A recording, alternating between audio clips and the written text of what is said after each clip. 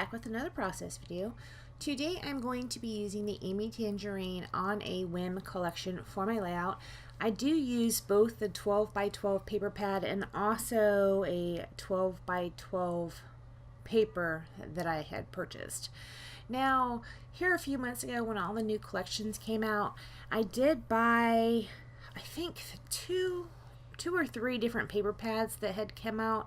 I do prefer the singular 12 by 12 sheets, but if you can get a 12 by 12 paper pad for $12, it's amazing because there's a lot of things you can fussy cut out to make your own embellishments. That's the main reason why I like to get those. So I'm going to go ahead and back my photos on this piece of white, and then I am going to back them again on that colorful paper you see right there behind.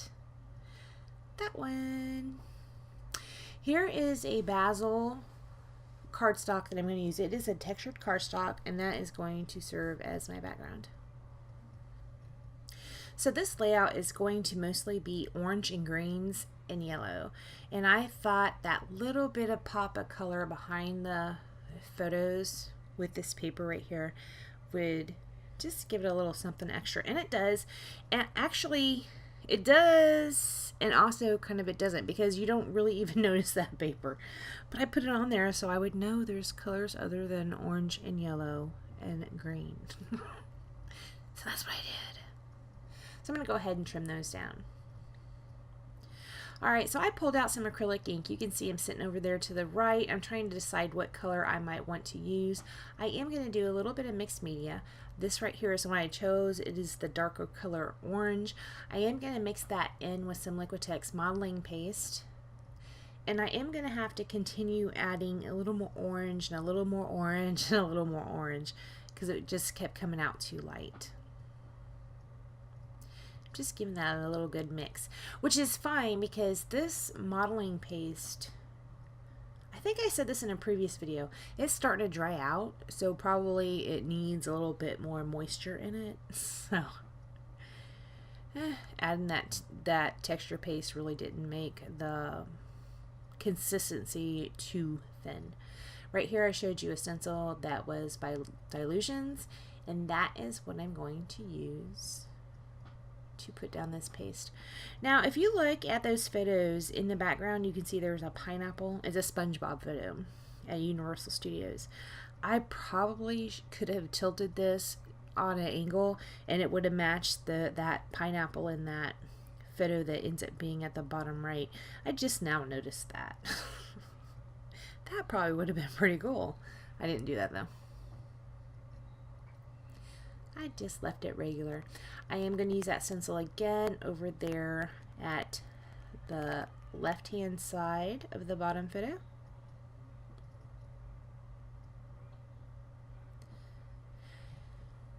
I'm just going to give that a little smear around. I am going to pull out my art journal just to put the excess in. I mixed it more than I actually needed. So, not to waste it, I just put it in my art journal. Am I going to do a page with it ever? Who knows? You never know. I do put it right there at the bottom right as well. And here in a minute, I will show you why I did that.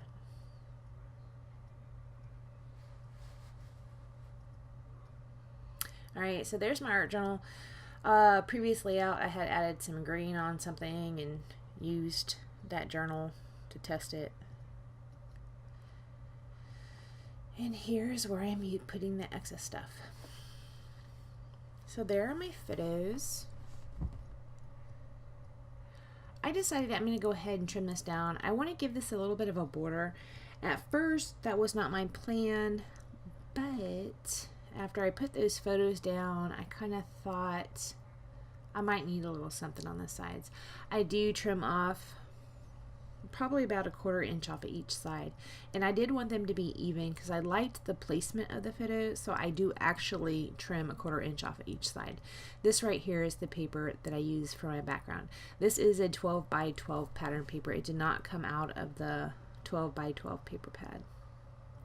One thing that I would like to note out of that Amy Tangerine 12 by 12 paper pad, it has swatches on the front of the cover of the 12 by 12 paper pad of what's in there. all of the papers that are on there are not actually what's in there. Same with the back. A lot of the B-sides that are pictured on the front of the cover, they are not actually in the paper pad. That's a little bit annoying because I love B-sides, because I love something that can serve as a background. And when you get all A-sides, it's just a whole bunch of busyness. It's just, I don't know. It kind of annoyed me. So right here are some little pineapples. I did fussy cut those out of one of the papers. I think I showed you this already. I was too busy running my mouth to see it on the screen, but I showed you a photo on my phone from a previous layout that I did, and that is what I am mimicking here, or kind of somewhat mimicking here. So I am using a lot of those pineapples, because when are you going to use the pineapples? So SpongeBob lives in a pineapple under the sea. SpongeBob SquarePants. These are photos that we had taken at Universal Studios. We took BJ there for his 17th birthday. In fact, I think he went for his 17th, 16th, 15th, and 14th birthdays at Universal Studios. It was one of his favorite things to do.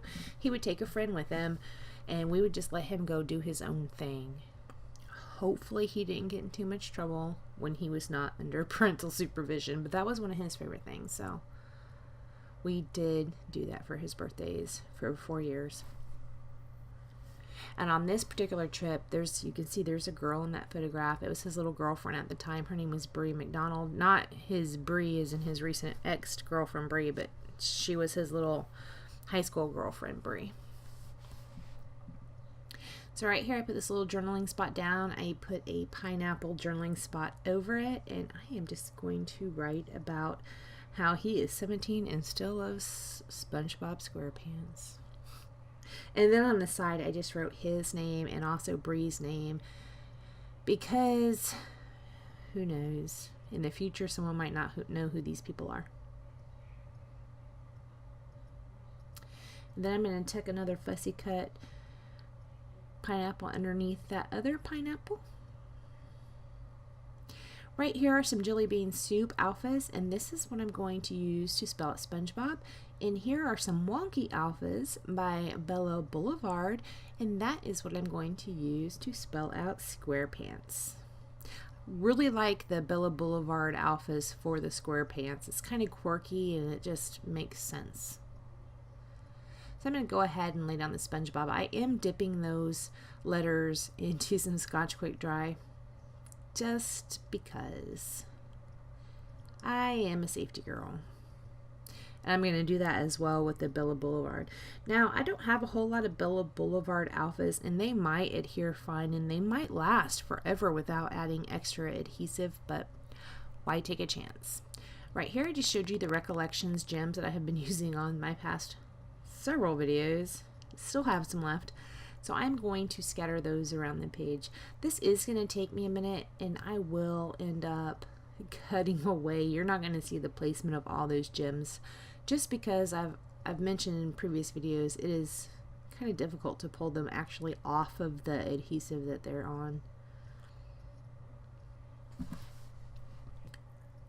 And did I say this? I'm using Scotch Quick Dry to put the gems down, because, like I said, I ripped off the original adhesive.